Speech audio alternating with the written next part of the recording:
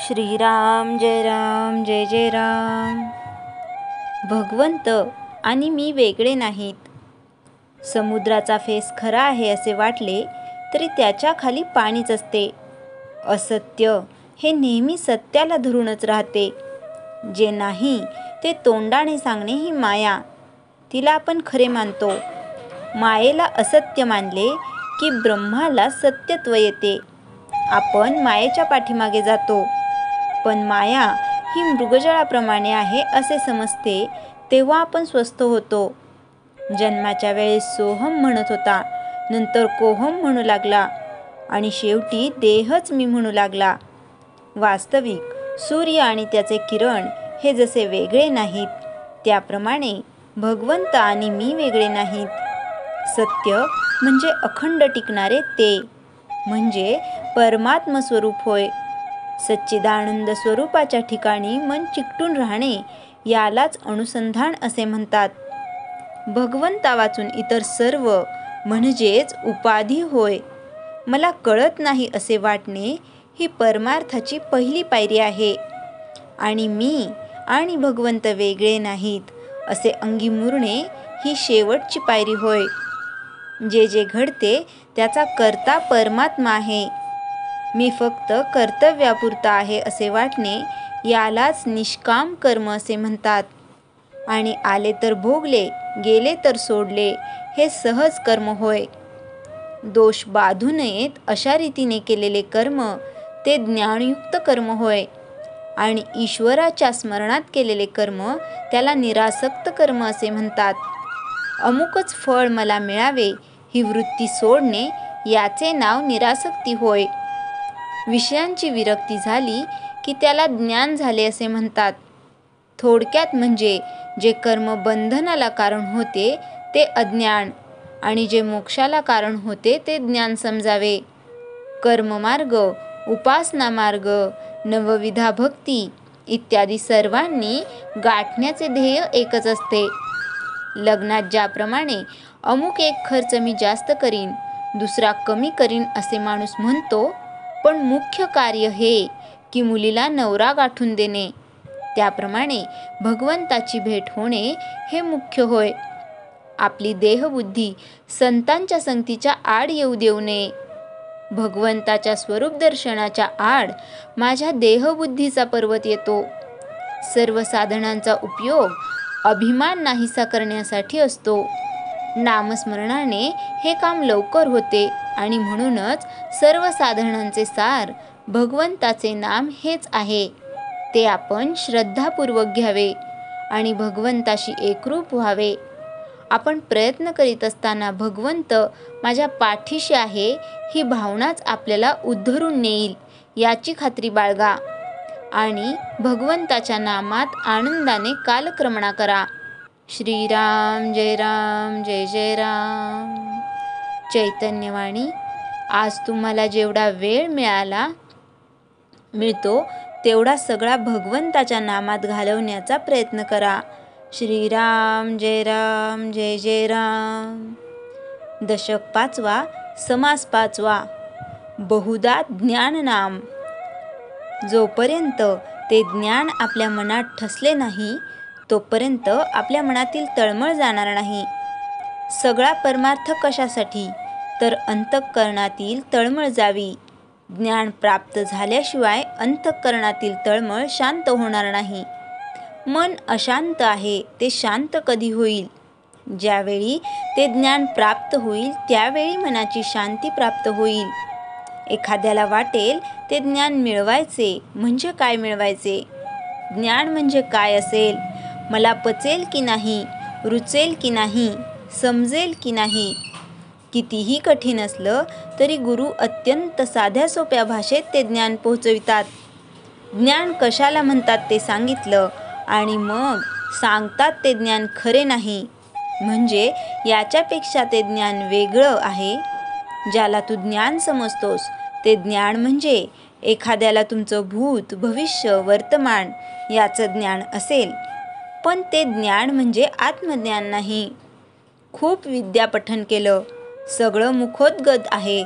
संगीतशास्त्राचा, राग ज्ञानाचा अभ्यास केला, वेदांचं अध्यापन केलं हे ज्ञान, पण ते म्हणजे आत्मज्ञान नाही.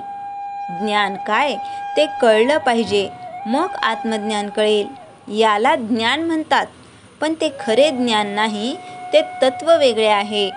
म्हणून आधी ज्ञान काय ते समजून घ्या, मग आत्मज्ञान काय ते कळेल.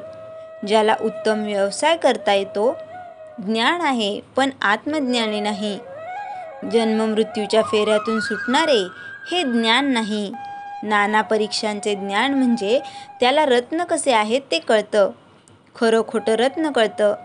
नाना प्रकारच्या वनस्पती आहेत, त्याचा अभ्यास आहे. नाना प्रकारची जमिनीची माती कशी आहे त्याचा अभ्यास आहे. जमिनीला कुठे पाणी लागेल त्याचा अभ्यास आहे. अशा वेगवेगळ्या प्रकारचा अभ्यास म्हणजे त्यांच्याजवळ ज्ञान आहे, पण ते ज्ञान म्हणजे आत्मज्ञान नाही.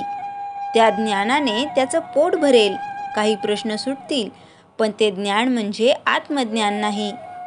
नाना मनुष्यांची परीक्षा म्हणजे कोणत्या माणसाला काय काम द्यावे ही परीक्षा आहे. त्या माणसाला पाहिलं की ओळखता आलं पाहिजे, याला काय काम द्यायचे.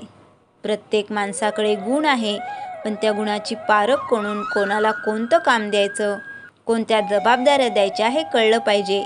ही परीक्षा आहे. विश्वासू कोण, अविश्वासू कोण, खरा कोण, लबाड कोण याची परीक्षा आहे. त्याला मनुष्याची परीक्षा म्हणता येईल. घोड्यांची परीक्षा कोणत्या जातीचा घोडा किती वेगाने पळू शकतो, रेसमध्ये गेल्यावर टिकू शकेल की नाही. हत्तींची परीक्षा, श्वापदांची, पशूंची, नाना पक्ष्यांची, भूतांची परीक्षा हे ज्ञान नव्हे.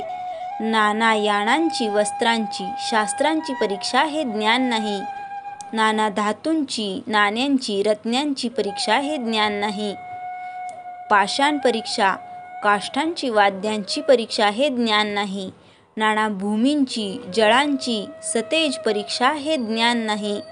नाना रंगांची, बीजांची, अंकुर परीक्षा हे ज्ञान नाही.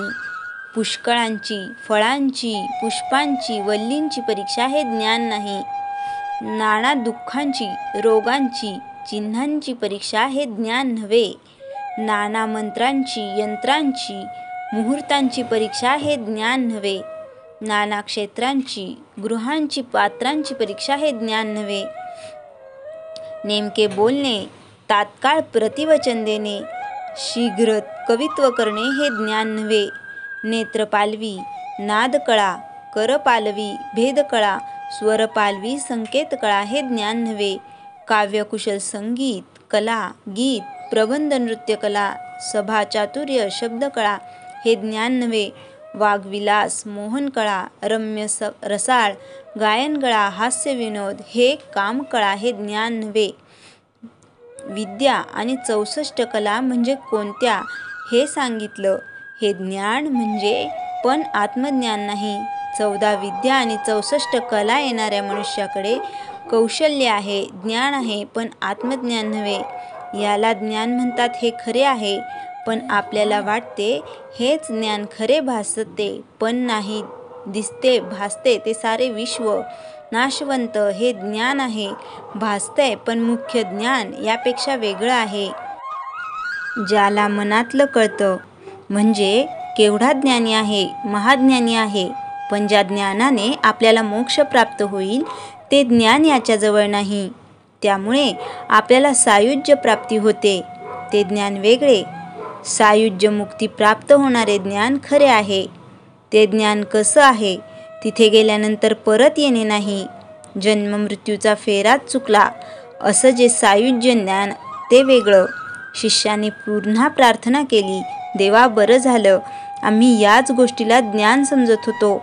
आता आम्हाला कळलं, या 14 विद्या 64 कला आहेत, त्यांच्यामध्ये ज्ञान आहे, पण त्याच्यामुळे मोक्ष प्राप्ती होणार नाही हे मला कळलं. तुम्ही जे म्हणता ज्या ज्ञानाने मोक्षप्राप्ती होईल ते ज्ञान सांगा. जे ज्ञान झाल्यानंतर मनुष्य समाधानी असेल असे शुद्ध ज्ञान म्हणजे काय ते सांगा. श्रीराम जय राम जय जय राम. जयाच्या जनी जन्मनामार्थ झाला, जयाने सदा वासनामात केला. जयाच्या मुखी सर्वदा नाम कीर्ती. नमस्कार त्या ब्रह्मचैतन्यमूर्ती. श्रीराम जय राम जय जय राम.